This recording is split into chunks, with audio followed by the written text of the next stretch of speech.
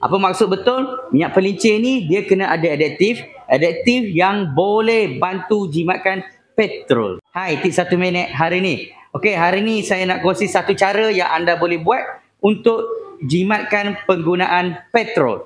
Salah satu cara dia, pilih minyak pelincir yang betul. Apa maksud betul? Minyak pelincir ni dia kena ada additif yang boleh bantu jimatkan petrol. Jangan bimbang, saya dah test minyak ni 2 bulan.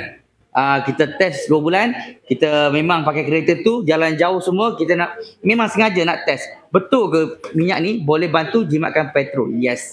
Biasa saya pergi KL, minyak lebih kurang 30-40 ringgit, kita speed lah, betul.